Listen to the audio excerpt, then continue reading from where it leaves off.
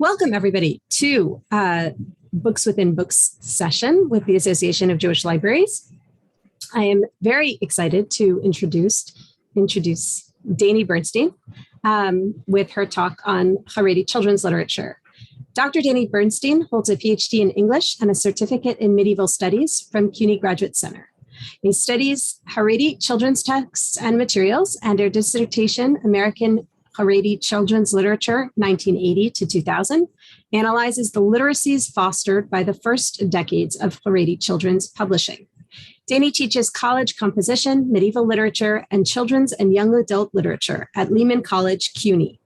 Her current projects include an edited collection on artifacts of Orthodox childhoods, forthcoming from Ben Yehuda Press in December 2021, a monograph on the beginning of Haredi children's literature, and an online database of Haredi children's texts, songs, and material culture.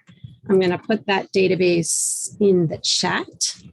And I'm going to also add the text of the talk and the slides, links to those in case anybody wants to take a look. And I'm going to ask that you put your questions in the chat. We'll be collecting them as we go, and we'll address them all at the end of the session. So without further ado, I'm going to turn it over to Dainy. Thank you. Okay, thank you. Hi, everyone. Let me just share the presentation and get it going. Okay. Right.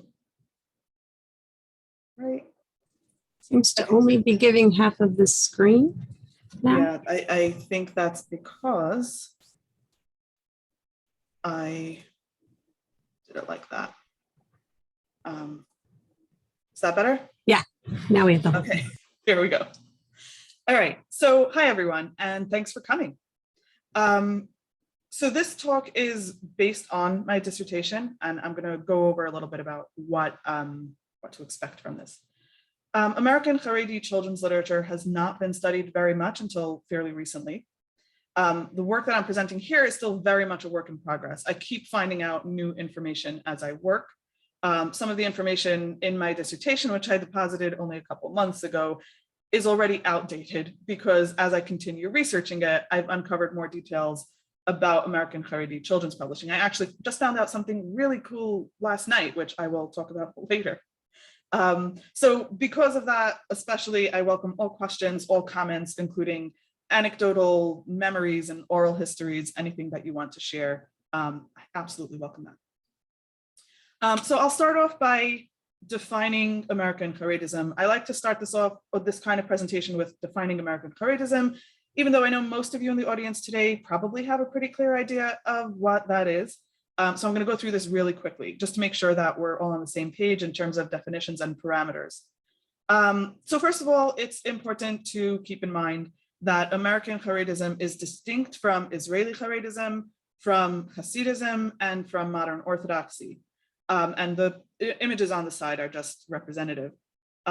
American Haredism, as it has developed, has its own unique dress code for both men and women, its own ideology, which does overlap with other groups at times, but is still distinct, and its own unique mix of languages and language use, primarily English with a lot of Yiddish, Hebrew, and Aramaic. American Haredism, important especially for a study of children's texts, has its own schools, its own neighborhoods and community organizations, and its own set of texts. And I'll define that set of texts a little more in the next slide. And finally, for this speed through of American Haredism, a little discussion of its development. American Haredism took root in the post-Holocaust era of immigration, when Eastern European Jewish refugees and survivors established communities in America, primarily in New York and New Jersey.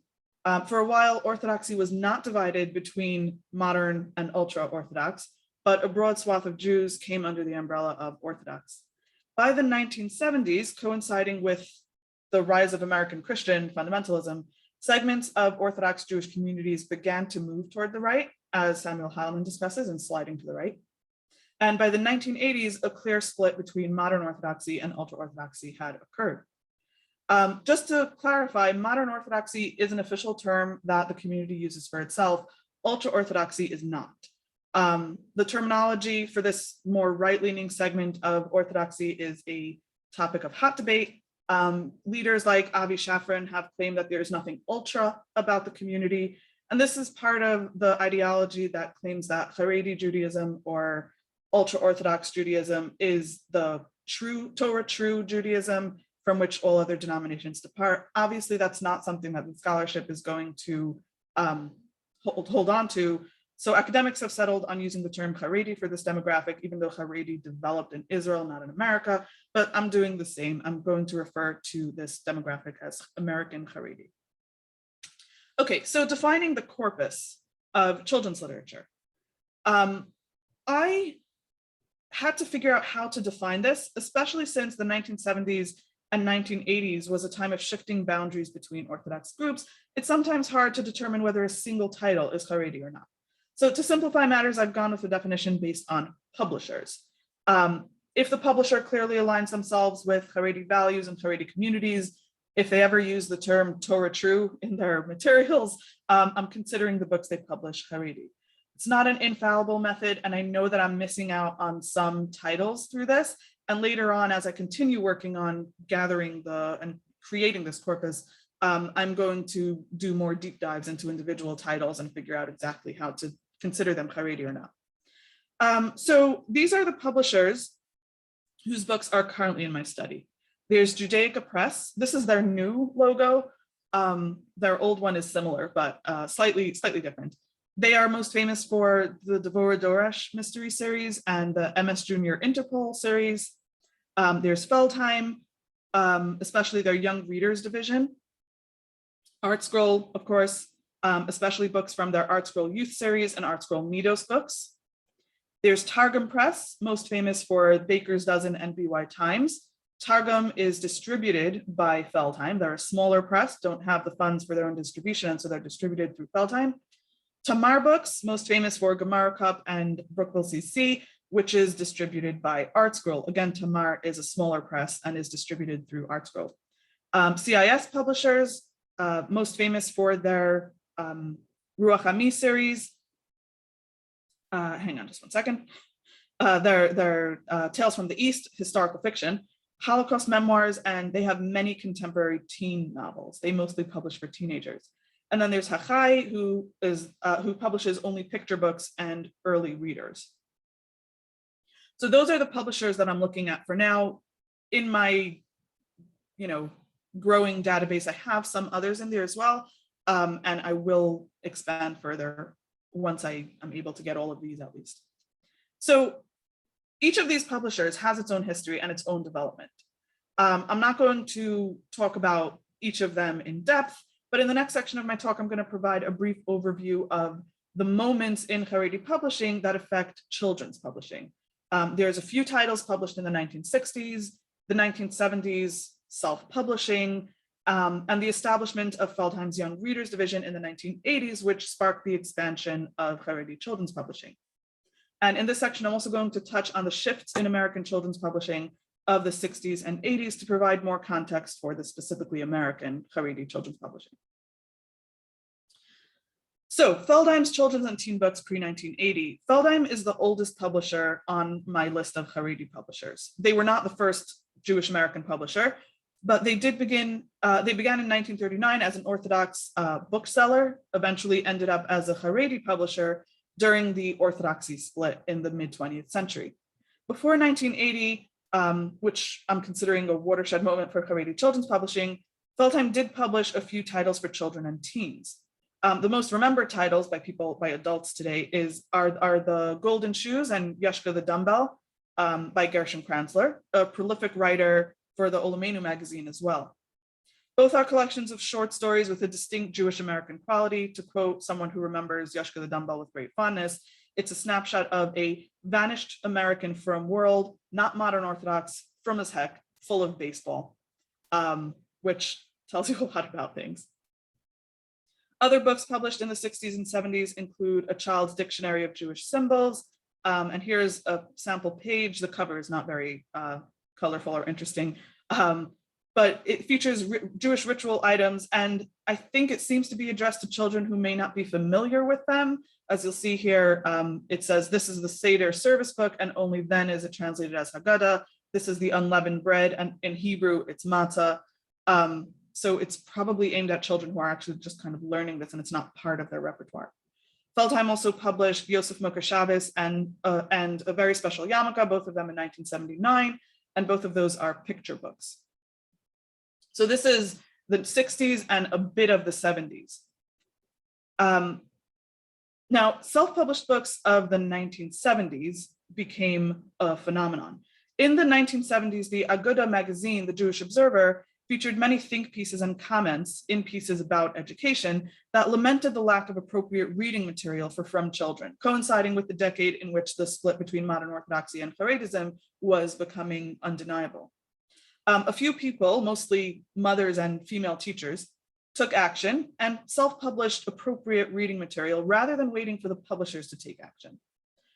One prolific and fondly remembered author was Fagi Shane, who spells her name differently on each book cover, sometimes with an E instead of an A, one or both of the I's missing, but it's the same person. She wrote a series of books about siblings, Fishela and Fredela, sometimes centering on holidays, like this one over here, Happy Hanukkah with Fishela and Fredela. There's also Happy Purim, and that's what the inside looks like. And other books focusing on family life. So Fishela and Fredela's new baby brother, about welcoming a new baby brother into the family. And that's what the inside of that one looks like. Slightly different orientation. But you'll notice that they are all handwritten and hand illustrated. No professional printing or typewriting. They're literally handwritten. They're bound like pamphlets with staples on the side, and a list of kosher grocery stores who stock the books appears on the back cover. There's also a slight overlap with Hasidism here in the facing page translation of the Yiddish translation in the Hanukkah book. It's not an exact translation, but it does convey the same basic ideas. They both rhyme. The English and Yiddish both rhyme, but so they're slightly different wording. Another self-published series of the 1970s became part of Art Scroll's publishing repertoire of the 1990s. Yona Weinberg published a series of short stories about a young boy named Dov Dov. She got letters of approval from organizations including Torah Masora, Olamenu, Breuer Seminary, and the National Conference of Yeshiva Principals. The publisher of these early books is listed as Dov Dov Publications, which I'm considering self-published because it was created solely to publish the Dov Dov books. As far as I can tell, they published only one other book that I could find so far. So it's basically self-published. When Art Scroll started publishing children's books in the 1980s and then in the 1990s, they picked up the series and published Weinberg's later books of that same series. And I'm including this here to demonstrate how Haredi children's publishing was in some ways a grassroots effort before it became a standardized process, including publishers, editors, and rabbinic boards of approval. While Weinberg reached out to rabbis to get approval, she could have published them without approval, but Art Scroll has a rabbinic board who vets all the titles before they are published. So on to the 1980s, Yafa Gans, a name many of you might recognize as integral to Haredi children's books, was gracious enough to grant me an interview. And in that interview, she told me about how she got her start in publishing. As many great children's book origin stories do, this one starts with bedtime stories for Yafa Gans's children. She lived in Jerusalem at the time and had been concocting stories about a character named Yenta Hachenspretzel. She gathered the stories into a manuscript and took them to Feldheim's Jerusalem branch. The publisher in that office, Yaakov Feldheim, told her that he didn't know how to evaluate children's manuscripts. In fact, he had a whole room full of manuscripts that he just didn't know what to do with because they were children's manuscripts. He didn't know how to evaluate them. So he sent her Yenta Hachenspretzel manuscript to Shendel Weinbach, who was writing her own books at the time and was translating books from Hebrew to English. She approved the manuscript, and it was published as Safta Simcha and the Incredible Shabbos Bag. Yaakov Feldheim then appointed Yafa Gans as the editor of the newly created Feldheim's Young Readers Division. Yafa continued to write and publish many more books at Feldheim, including the Mimi and Sirmi series and lots of other books. And then the Young Readers Division closed in 1990 for financial reasons.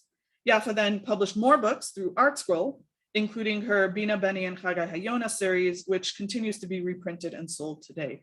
And the Safta Simcha books have recently been repackaged in new covers and are also being reprinted and resold.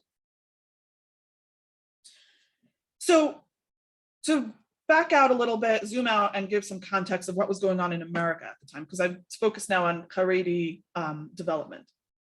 In addition to the shifts within the Orthodox Jewish world, significant shifts in the world of mainstream American children's publishing affected the development of Haredi children's publishing.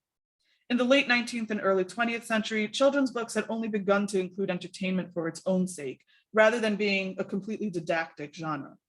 The books still generally taught moral lessons, depicting good children being rewarded and bad children either being punished or learning to be better. Young adult and adolescent literature only appeared in the 1940s, and those books also tended to be romanticized versions of adolescence. In the 1960s, children's and young adult books shifted, and as Michael Cart puts it, they shifted from romanticism to realism. There was more focus on depicting life in all of its messiness. In adolescent literature, that included drug use in Go Ask Alice and gang violence in The Outsiders. Children's books, in children's literature, the realism was a bit more innocent, with books like Beverly Cleary's Ramona series depicting a young girl who is not pure and good, but also doesn't suffer disease or disability as a result of her naughtiness. And then of course, the Judy Blume books, filled with divorce, bullying, and even sex and masturbation. The 1960s and 1970s, when these books were beginning to be produced and when this shift to realism was happening, was also marked by the sexual revolution and women's lib. In the late 1970s and in the 1980s, children's publishing was characterized by a reactionary return to the romanticized traditional family, which meant white, heterosexual, two-parent, middle-class, suburban, Christian. So series like the Sweet Valley Twins and Sweet Valley High, series like the Babysitter's Club took over, and so many horse series that it's amazing. Now in these books, there is some realism in terms of divorce and perceived poverty, sometimes always comfortably in middle class, but slightly less than the others around them. But in general, these books were a return to romanticized versions of childhood and adolescence. And this return to an innocence in mainstream children's publishing correlates with the push for appropriate children's material in the Haredi world in the late 70s and 80s. And in fact, some Haredi books were inspired by mainstream American books. The Gemara Cup series, for example, is very similar to the Encyclopedia Brown series, which began in the 1960s.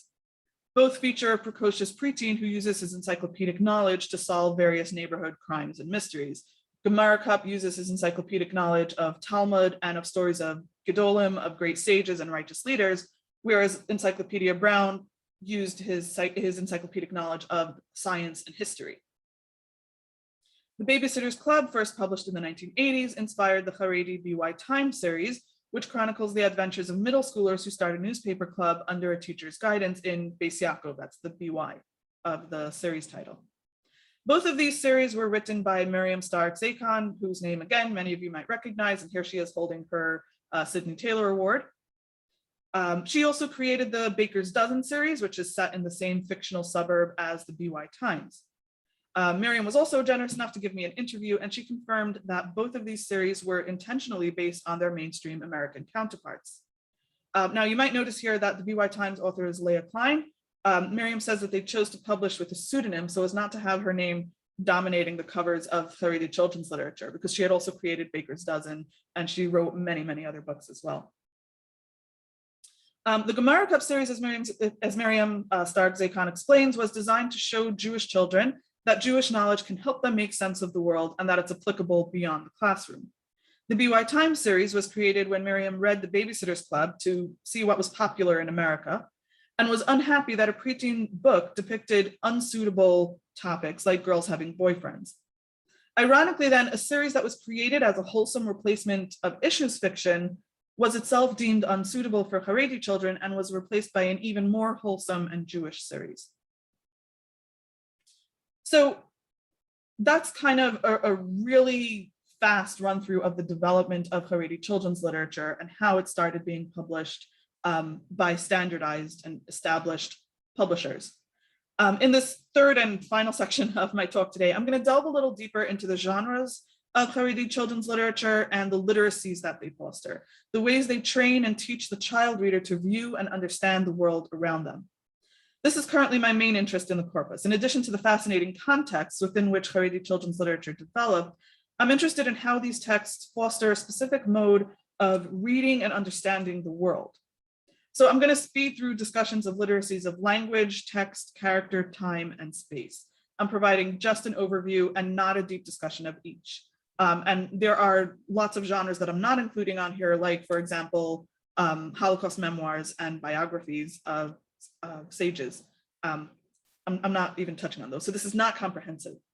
But as I will suggest, these texts of the 1980s and 1990s and the literacies that they foster are a crucial component of the rapid ideological change in Haredi communities in the late 20th and early 21st centuries. So I begin with alphabet books, which are some of the earliest books a child will encounter in general, not just in Haredi children's books. And they teach not only language literacy, but also how language and the world interact. Between 1980 and 2000, only 5 alphabet books were published by Haredi publishers, 3 from ArtScroll and 2 from Hachai. More appeared after 2000, but I'm focusing on pre-2000 for now because 2000 was another kind of really important and significant shift in Haredi children's publishing. So in 1982, ArtScroll published Mitzvos We Can Do by Yafa Rosenthal, illustrated by Shmuel Kunda of When Zeta Was Young fame. A year later in 1983, the same author-illustrator team produced Thank You Hashem, which is not pictured on the slide here. In 1989, Yafa Gans wrote Aleph to Tuf, illustrated by Michael Horan. So the first 2 books, Mitzvos We Can Do and Thank You Hashem, teach the Hebrew alphabet via mitzvos and reasons to thank God, respectively, clearly aligning the Hebrew language and alphabet with religious practice and devotion. Most of the mitzvos and mitzvos we can do are translated. For example, Nero's Shabbos here is translated as lighting Shabbos candles for Nun. Some are left untranslated, signaling an untranslatability of certain Jewish objects and ideas. For example, the mem, Mishloach Manos, is literally transliterated, Mishloach Manos, with no translation given. The 1989 Aleph to Tuf book is way more detailed, providing the letter in both print and script, numerical value for the letter, vowelizations, a verse from the Torah or Talmud, or as in this case with the Aleph, a siddur, beginning with that letter, a scene of daily life captioned with words beginning with that letter, and objects on the bottom beginning with that letter. The book's directionality is Hebrew, so the child turns the pages from right to left, as you would do with Hebrew, rather than the English left to right. I also really find it interesting that with a letter like Aleph, the transliteration, Abba, Ima, Achim, Achayos, Achayot, and then you have Etzbaos, Oniyah, Af, Aryeh, Esrog. It's actually a different English letter for the beginning of each word, because of course the Aleph doesn't actually have a sound unless you put a vowel to it. So that's just another kind of like connection between the Hebrew and English. Hachai's picture books were both, one was published in 1989, Goodnight My Friend Aleph, written and illustrated by Tova Mordechai, and 1994, My Jewish ABCs, written by Drazy Zeltzer and illustrated by Patty Nemiroff, who illustrated lots of books for Hachai. Both of these privilege English text over Hebrew. In contrast to ArtScroll's use of the Hebrew alphabet within the text, Goodnight My Friend Aleph includes Hebrew words, but only transliterated in English. So Goodnight My Friend Lamed, Lamed is already transliterated. Goodnight Levi Lulav, Levi and Lulav are transliterated, and the same pattern repeats on each page. The only time Hebrew alphabet appears is in the big letter at the top of the page. In My Jewish ABCs, there's not even, it's not even about the Hebrew alphabet, it's about the English alphabet. This actually kind of matches with Hachai's Lubavitch background, in which the surrounding culture is used in service of Judaism more explicitly than in Haredi, specifically Haredi publishers like ArtScroll. And indeed, every object mentioned in My Jewish ABCs, even when not a ritualistic Jewish item, is portrayed in service of religion. So for example, on the HI page, H is for Havdalah candle, that's a Jewish ritual item, but I is for ink, which is not inherently Jewish, but in this book, it's used by a sofer, a scribe, who is writing a Torah scroll. So that's kind of how children are introduced to language, to the alphabet, both Hebrew and English. In picture books, that's the next genre I'm going to focus on. I want to talk particularly about picture books that teach character traits, as many mainstream picture books do as well. In the broader genre of character building picture books, they often follow two models. There's the authoritative model, where definitions of good behavior come from authority figures like teachers or parents or the narrator of the book. And then there's the social model, where definitions of good behavior come from community and the child character's awareness of the effects of one's actions on others. So they behave in a specific way, they realize that it affects other characters within the book, and then they learn that lesson for themselves. Haredi character books are most often combine those two models. There are clear consequences and ramifications for negative behaviors, but those lessons are always reinforced by the authority of the Torah. For example, the little old lady who couldn't fall asleep focuses on an old lady who can't fall asleep because the children in a neighboring apartment keep making noise when she's trying to fall asleep. The Rebbitzin, the rabbi's wife, tells these children, "V'ahavta l'reacha kamocha," you should love and care for your neighbors and friends. And then that's how the lesson comes across. Now, the child reader understands the lesson through the depiction of an elderly lady who's bothered by her neighbor's noise. That's the social model. You see the effects of the actions of the children. But the lesson is affirmed through a Torah verse, and in fact is given to the child character through this verse. V'ahavta l'reacha kamocha. Eli and his little white lie adds a bit of magical realism, depicting an anthropomorphized lie of negatively affecting Eli's life rather than real social effect. No one else can see this lie, but each time he tells a lie, the lie grows bigger until eventually it takes over his life and doesn't let him do what he wants, and the lie is in control. But the book also ends with Eli realizing that the verse midvar sheker tirchak, stay far away from lies, has real life applications. And this one over here, the authority is actually Eli's previous learning. In Messes of Dresses, Gittel starts out with 2 dresses and is very happy with them until Sarah Sachs from Fifth Avenue convinces her to get more and more dresses, until eventually her entire little treehouse is overwhelmed by dresses and her friends stop coming over because there's no room for them. And by the end, she realizes how I love being just plain old me. And then she cites Pirkei Avos, Ethics of the Fathers, to reinforce the lesson she's learned about being happy with what she has. In The Stonecutter Who Wanted to Be Rich, the narrator ends by citing that same verse from Pirkei Avos, who is rich, one who's satisfied with what he has.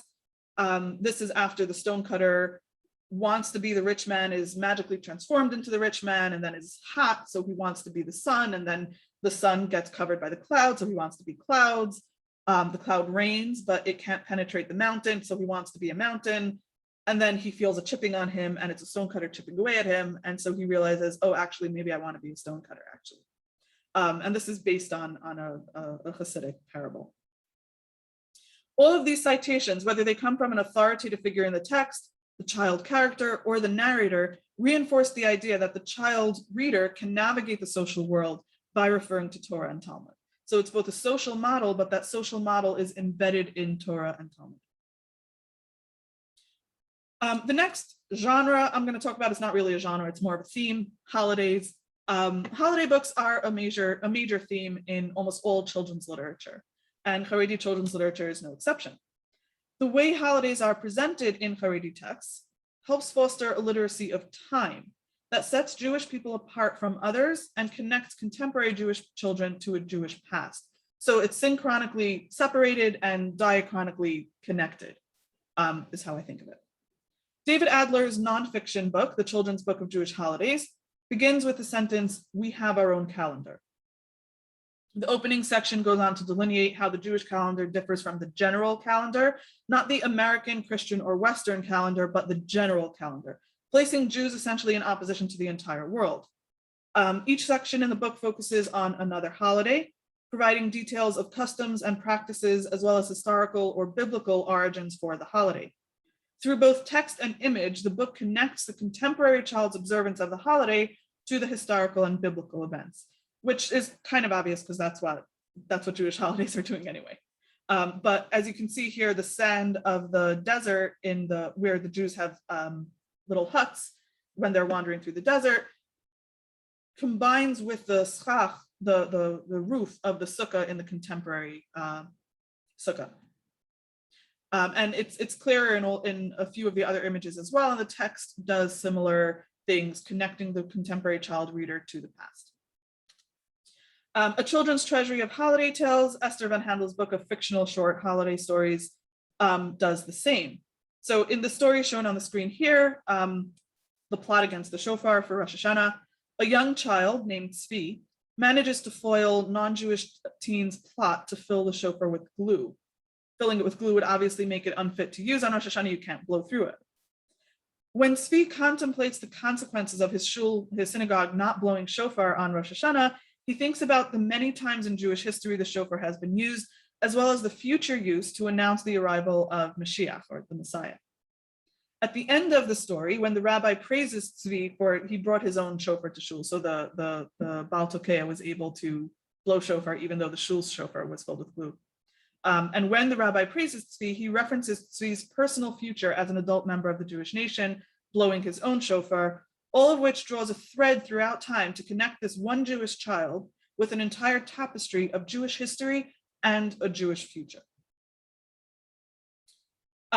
Historical fiction, the next genre here, is one of the most ubiquitous genres in Haredi children's literature. In addition to ArtScroll's many collections of short stories set in the past and biographies of Gedolim from the past.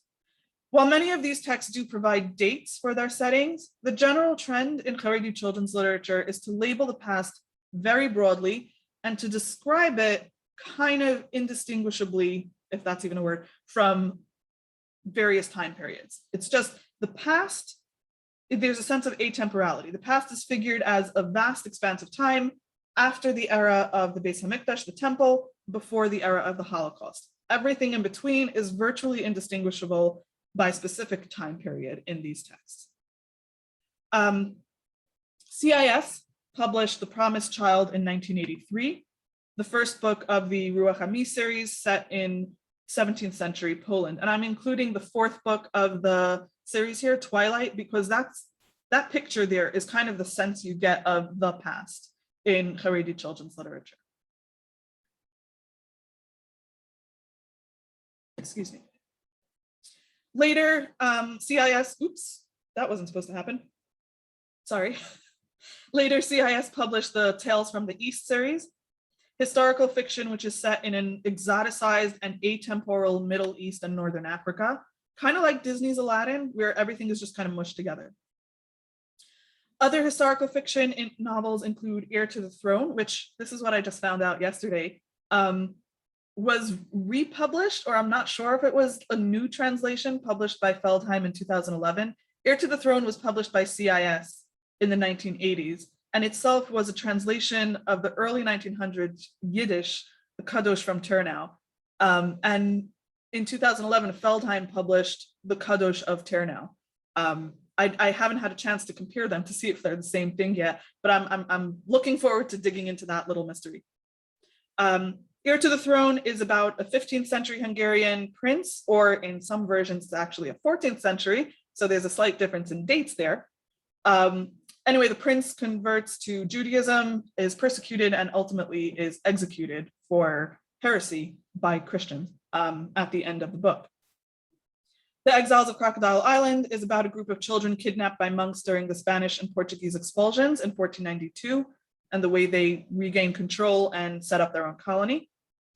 Zalman's Menorah is a Hasidic folk story, which is set in just a general time. The Three Merchants is a collection of Hasidic legends by Shendel Weinbach. And the stories don't give a time for anything. It's just there were three merchants, and that's actually a parable. But the time is just, it's all in the past. Far from the Place We Called Home, about a group of boys who escaped the Holocaust on the Kindertransport.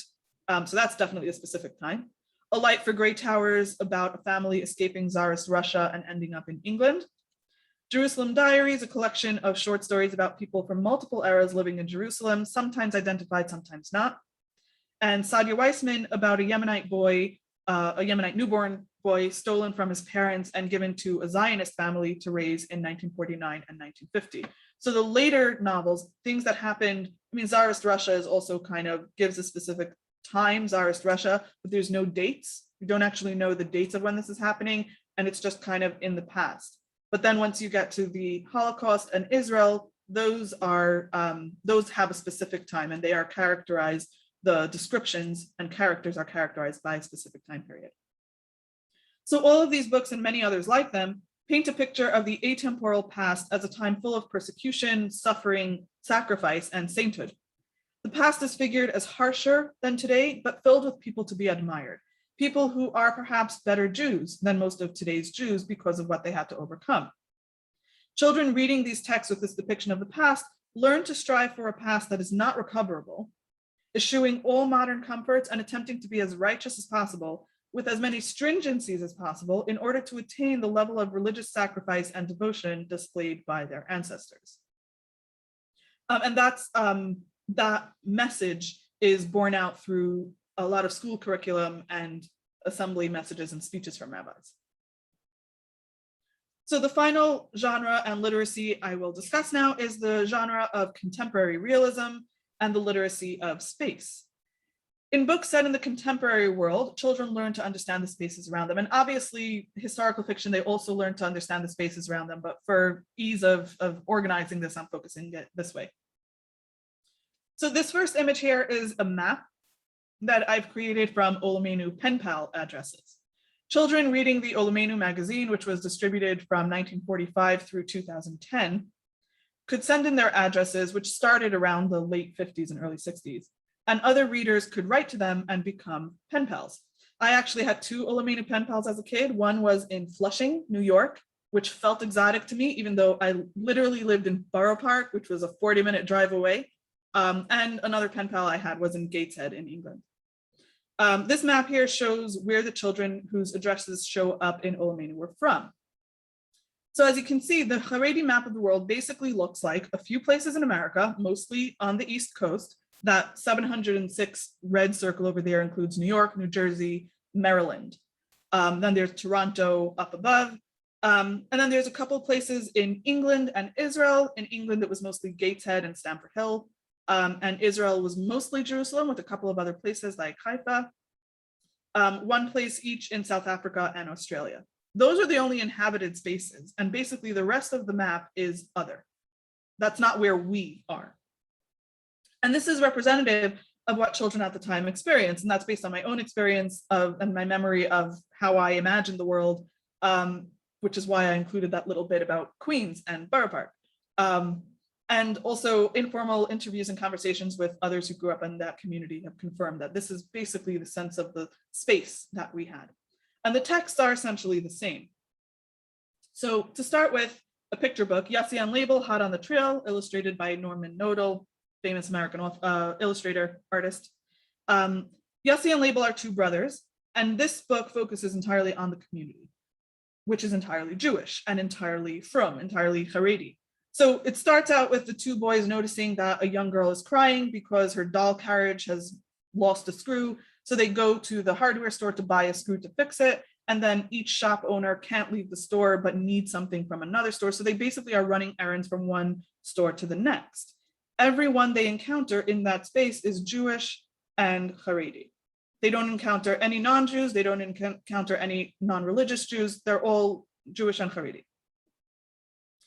Gemara Cup, a book for older kids, for preteens, sets up the space of the community, of this Jewish community, as existing within a hostile non-Jewish world. So rough-looking youths, is a term that's used in multiple books, break the yeshiva's window. And then that's the mystery that's depicted on or crime that's depicted on the cover here. And of course, Gemara Cup ends up solving it.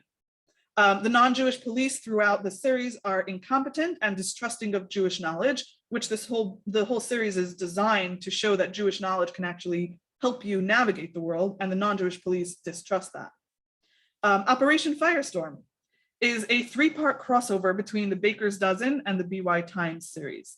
Again, both of them are set, the Baker's Dozen series and the BY Times series are both set in this fictional suburb of Bloomfield. Both of those series focus on Jewish community. The BY Times is mostly about the Beis Yaakov girls and their community. It sometimes goes to Israel, sometimes they go to Switzerland to visit other communities, other Jewish communities there, but it's mostly Jewish. Operation Firestorm breaks out of that a little bit, and it's a thriller mystery about a terrorist targeting Bloomfield suburbs schools, the Jewish schools of Bloomfield. So again, it's that sense of space. We have our own community, and then there are others out there who are hostile to us, and we live within that hostile world. In On a Golden Chain and Stranger to Who People, both of them feature women who grew up without Judaism, navigating the spaces of their history. And these are both published by CIS, which published a lot of contemporary realism for teens. So in On a Golden Chain, a woman who was raised in a Presbyterian South African community discovers she's actually Jewish and has roots in a Haredi community in Belgium. In Stranger to Her People, a convert to Judaism is on a religious tour of Europe. She finds out that her German uncle was an active Nazi during the Holocaust and is still very much a Nazi supporter.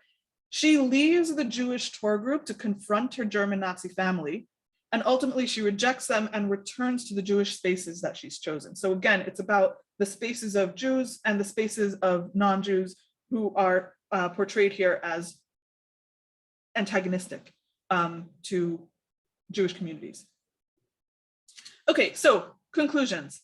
As I said, this is very much still a work in progress. You can see some of the titles I've collected so far on a very bare bones website.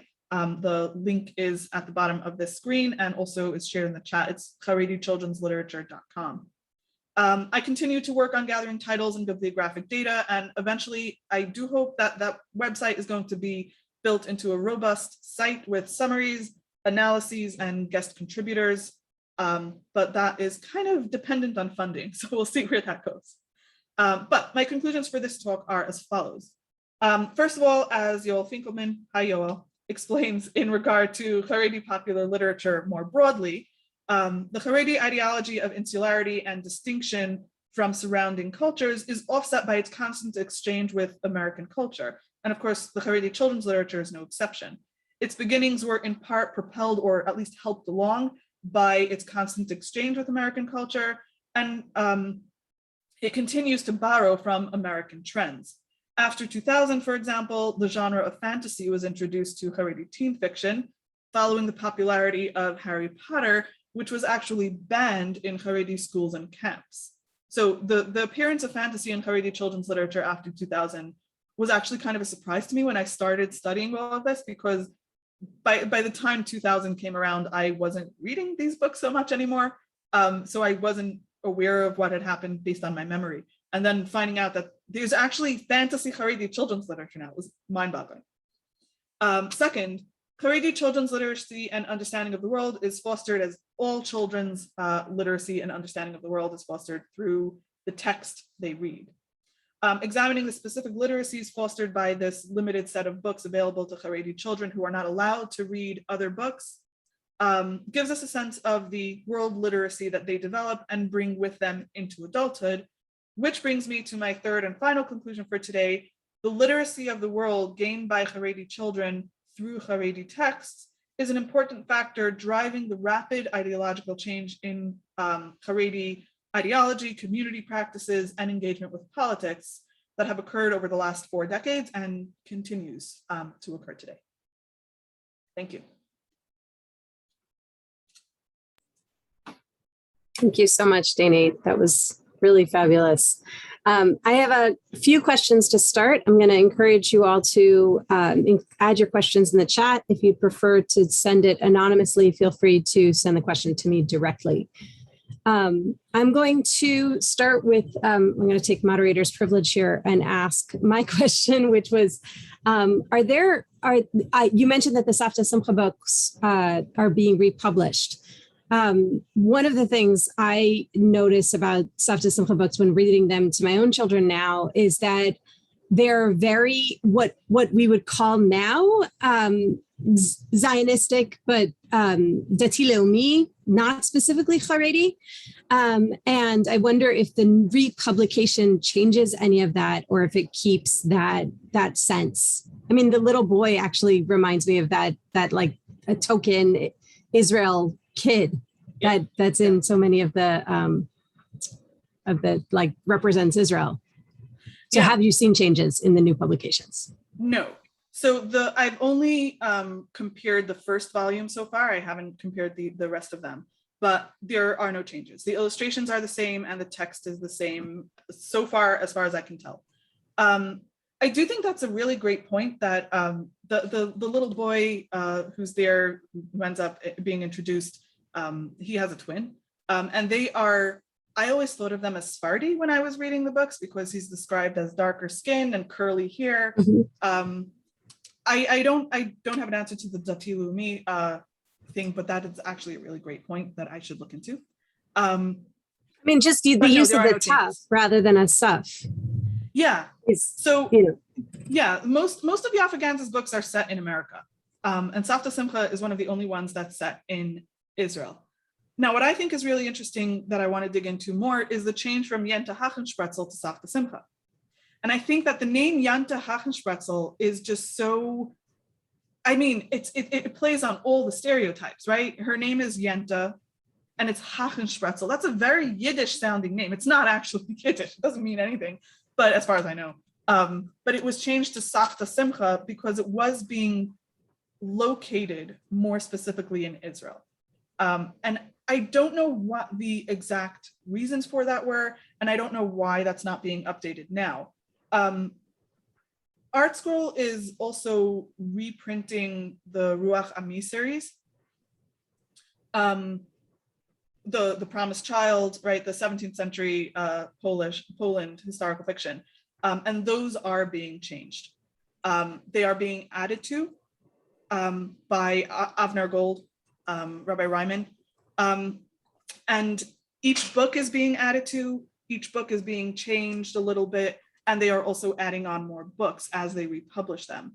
That I think might be more of a copyright thing. I'm not entirely sure what's going on there. I know that there's something that went on. There's a reason why Art Scroll is republishing them and not CIS. CIS is, I don't even know if they're still in existence. I haven't been able to contact anybody. But the Safta Simcha books, I think they're just being republished. Now, the thing is, Menucha Publishers is also republishing the BY Times and Baker's Dozen. They're repackaging them. The covers look very updated. They're very, up to the time. And again, I haven't had a chance to compare those. That is a major project that I want to undertake or have someone else undertake at some point, comparing those. I don't have a clear answer to that. Great, thank you. Emily Bergman asks, can you talk about the illustrations? Are they specific for a Haredi audience? How does the quality of these illustrations compare to illustrators of other children's books of the time? And as somebody who grew up with some of these books, I really appreciate the questions because the illustrations sometimes were less than what was desired, although there were some nice ones in there. So that is a really fascinating question. Liat Benyamini Ariel also spoke with me. Haredi authors and illustrators are fantastically generous. She's not Haredi though. Liat Ariel is Israeli, grew up in Israel, was never religious, is not religious. She learned about things in school and she observed certain things, but she's not religious. And she told me that to kind of contextualize her illustrations here. Now she illustrated a lot of Art Scroll's books. The Bina Beni and Chaga Hayona books are illustrated by her. She's illustrated so many of Art Scroll's picture books.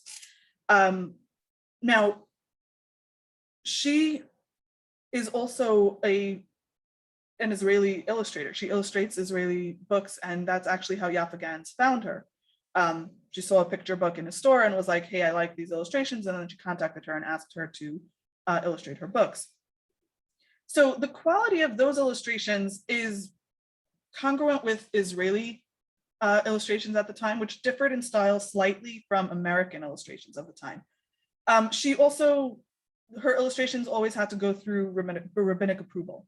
And so some of the things that she said was she learned very early on, never put a girl in a red skirt, And they also very specifically said no headgear on the men, because the headgear is going to identify the men as belonging to a specific segment of Orthodox Judaism. And they wanted the books to have wide appeal even beyond Orthodoxy. So no strimal, no, black hat, nothing. It was just the kippah and that was it. Other prolific illustrators were Yosef Dershowitz, who illustrated a lot of the teen novels. And those illustrations, I mean, honestly, I remember trying to copy one of his illustrations from Exiles of Crocodile Island from my 5th grade book report. They're very dark. They're like done with charcoal, I think, or just pencil, and they're extremely shaded.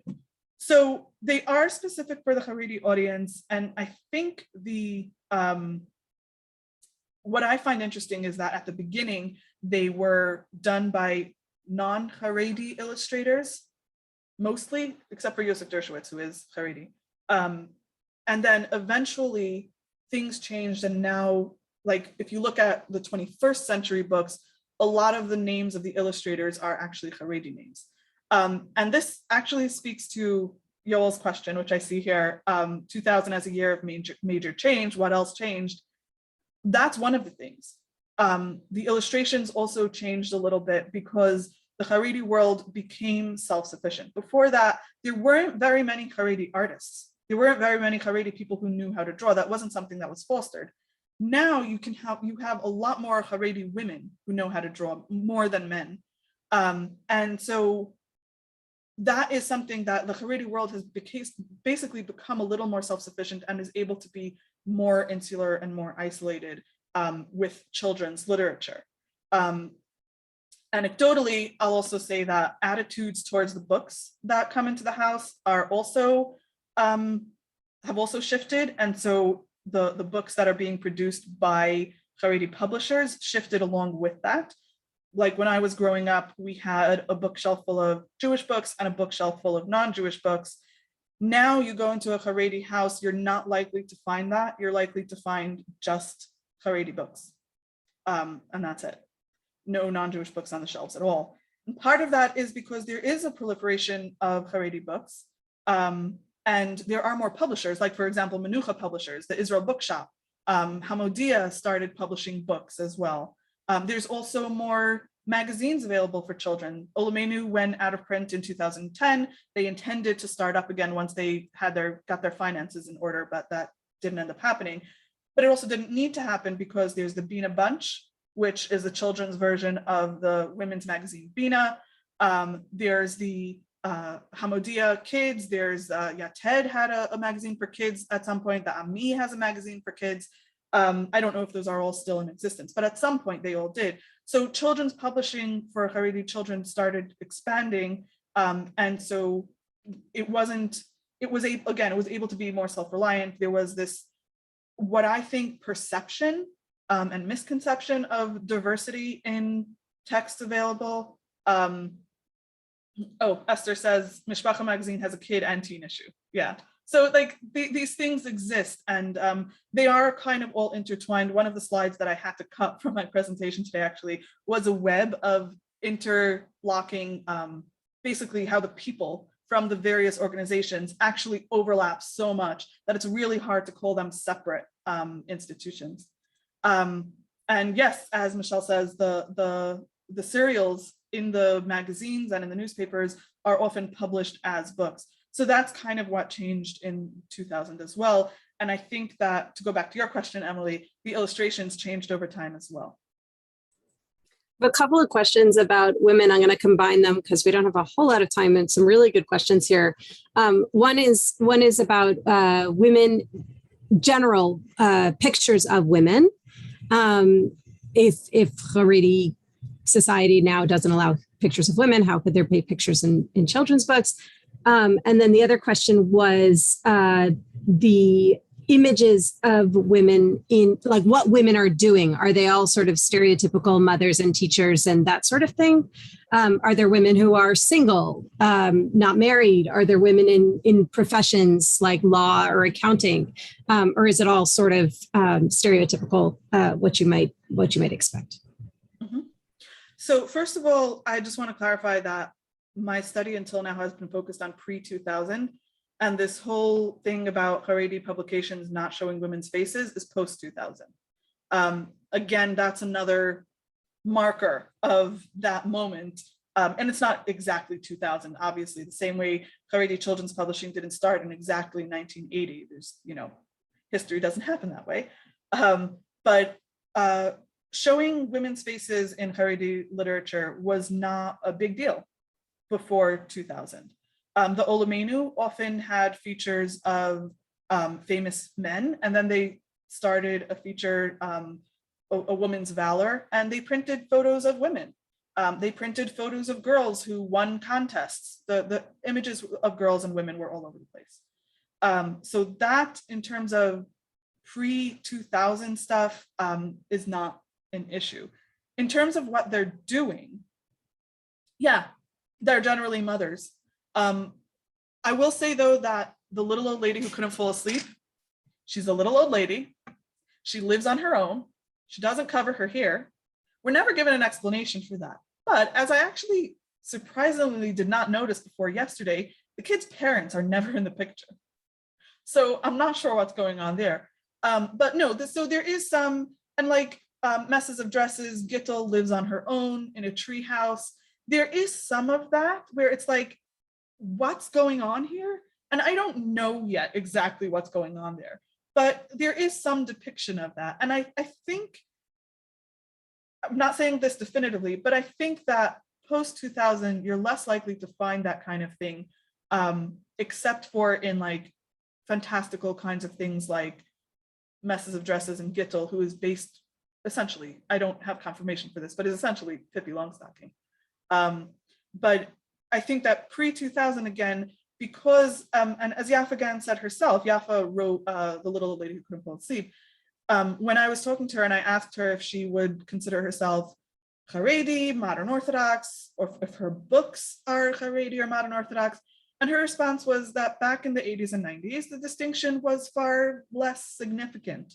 And I think that's a really important thing as well. Although the split between Haredi, ultra-Orthodoxy, and modern Orthodoxy did happen in the 70s and 80s, children's literature was still kind of marketed to everyone. And as some of my modern Orthodox friends have said, they read these Haredi books because there was no modern Orthodox children's publishing. So there's a lot of overlap between that. And Rachel Kamen mentioned that none of the synagogues she worked in were Orthodox, but they bought these books because that's what was out there. There wasn't, period, across the board, not any denomination. There wasn't a lot of Jewish children's literature. So I think that's important. Yeah, absolutely. The Jewish Publication Society published a few stuff, and PJ Library didn't start until way later. So, and yes, there is still very little published for modern Orthodox children. Yeah. Okay, Chaim Gottschalk asks, it appears that Haredi Lit is based on content, author, and publisher. Can Haredi Lit be Haredi Lit without one of these three? Can it be from, for example, Scholastic, or from a non-Jewish publisher and or author? According to your definition. Short answer, no. Long answer, if it came from Scholastic, it's not Haredi. So this is kind of what I was talking about at the beginning, where I want to expand the definition of Haredi children's literature, especially because when talking to Yafa Gans, she mentioned, yes, exactly, Katon Tone, and she mentioned Sadie Rose Weilerstein, which I don't consider Haredi, but I do consider very important to the development of Haredi children's literature. Now, what I'm mostly concerned with is not the books themselves, but the children who are reading them, right? I'm interested in the effect on the children. So that is kind of my lens, my angle on it. I think that in terms of authors and illustrators, yes, there are lots of authors and illustrators who have written Haredi books who are not Haredi themselves. Like, for example, Leah Benyamini Ariel, who is not Haredi and has illustrated these books. The Lost Children of Tarshish was also written by a modern Orthodox author, but when it was published for Haredi children, when it was, oh my God, Rifki, yes, Pitzpop Benny, I forgot them. Thank you. I have their stuff here. I just forgot to put them on. Okay, back on track. So things like the Lost Children of Tarshish, right, were written by modern Orthodox people and then were edited to make it palatable for Haredi publishers when it was translated. The thing is that Haredi schools and shuls and bookstores are not likely to consider anything that's not published by a Haredi publisher to be Haredi. Like, for example, Pitts Poppenny was not actually carried by Eichler's. The Safe Place, the files of the secret files of Lisa Weiss, those are the two that I remember most, that were published by Tehila Petersal, written by Tehila Petersal, published by Pitts Poppenny. They were not carried in, Judaica stores like Eichler's or Floors in Borough Park. And I know that that is a very New York centric take on it. They did show up in my Beis Yaakov Elementary School library, but the library also had American Girls and Bobbsey Twins. So the libraries are slightly different. The thing is that I think that for the defining Haredi children's literature, for the purposes of creating a corpus that Haredi people would consider Haredi children's literature, it's only from Haredi publishers. And some of those publishers are in a kind of gray area. Are they Haredi? Are they not? That's kind of where I stand with that now. Yes, and All of a Kind family also. Yeah. And of course, we have, I'll promote AJL's Sidney Taylor Award, which of course we gave the Body of Work Award to Yaffa Gans. And I saw there was another award. I missed who it was, who also got a Sidney Taylor Award, because this is something we care deeply about in the Association of Jewish Libraries. Question from Avi Steinberg. My sense is that self-publishing in the grassroots era was driven by women. Are women still driving Haredi children's publishing? Have the roles of women as publishers and editors, not only as authors, changed over the years? That's a great question. So gender is one of the things that I'm tracking. And I'm kind of like, don't quote me on this yet, because I'm still in the process of gathering this data. But generally, yes, the self-publishing grassroots was driven by women. As far as I could tell, as far as I could find, there were no self-published books in that era by men. However, it's not as simple as saying that it started out being women and then, I mean, all of the authors that I've quoted here, that I've interviewed, Yaffa Gans, Miriam Stark Zakon, even Libby Lazevnik, who I didn't even interview, but agreed to give me an interview, they're women. I also spoke to Shmuel Blitz, who started out as a publisher at ArtScroll, and then eventually collaborated with Liat Ariel on a Hebrew picture dictionary, and then went on to write collections of short stories, which he continues to write and publish today. He's a man. Sorry, I just have to make that clear over here that I'm focusing on gender here.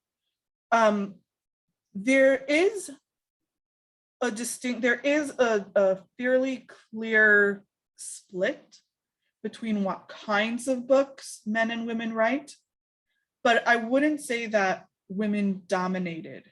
Like when I started, I actually did think that most of the early books were written by women, but that's not true. Biographies of Gedolim, of Torah sages and tzaddikim, righteous leaders, are written by men, often by rabbis.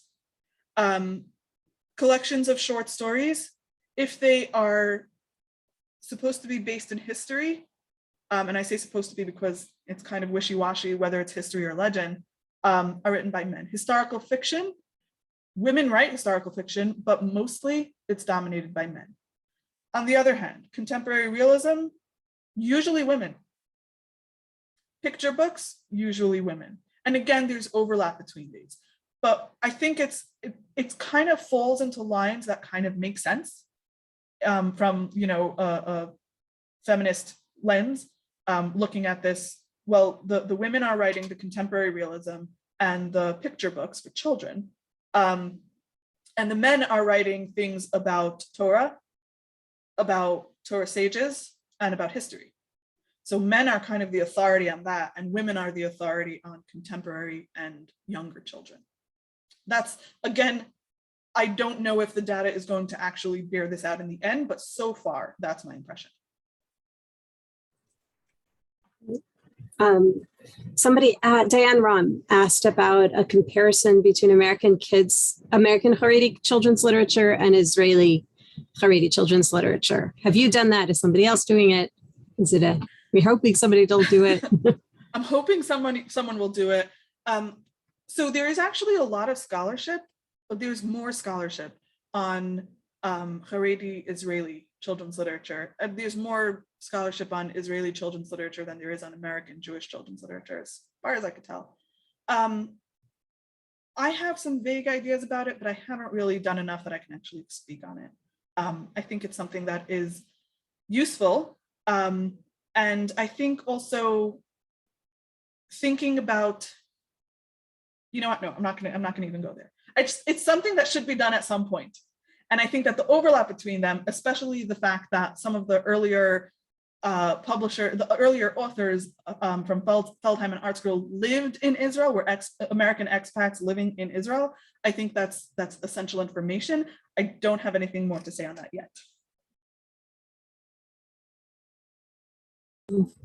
Just looking at the list here. I think, Jackie Ben Ephraim asks, she said she just bought Haredi books in Israel and they were very inexpensive. Is there a subsidy? Are bookstores or publishers being subsidized in such a way to make the books more accessible? Not as far as I know. It might be different in Israel.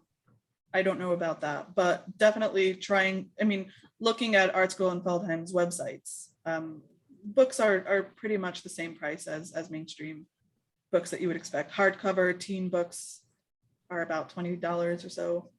Picture books are about $15. 10 to 20 shekel. That's cheap.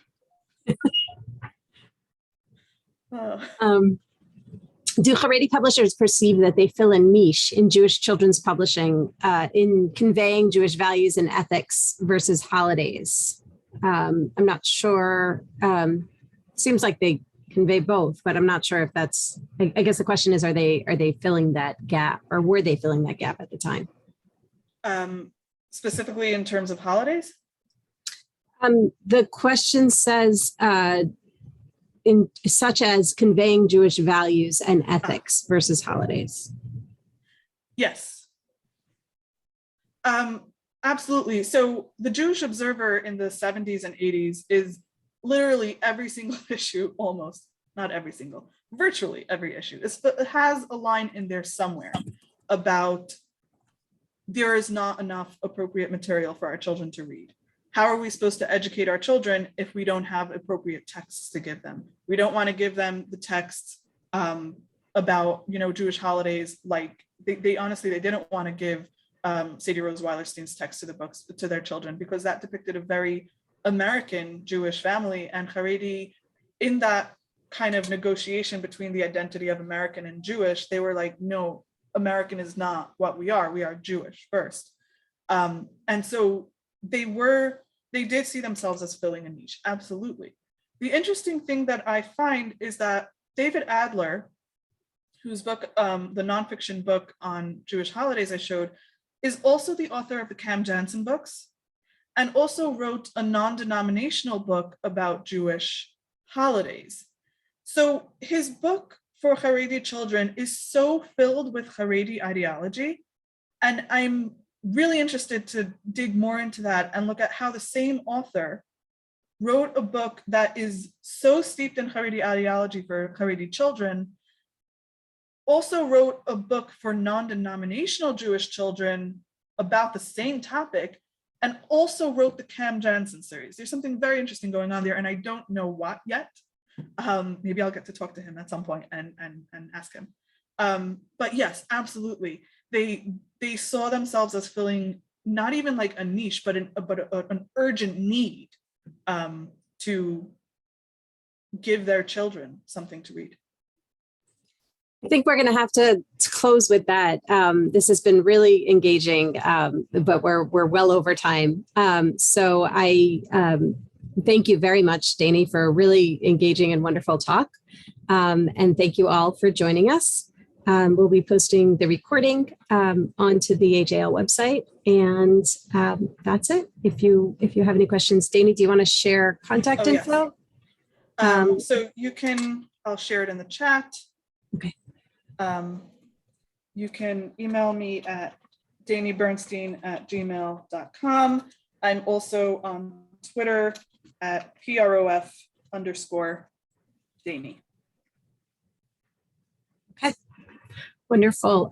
As a reminder for anybody who was interested in the very interesting discussions going on in the chat and some really wonderful comments, if you click the 3 dots next to the little smiley face in the chat box, you can save the chat as well. So with that, we'll give you all 5 seconds to do that if you'd like to. And thanks for joining us. Have a wonderful rest of your day. Everyone. Bye-bye. Thanks, Michelle. Thank you.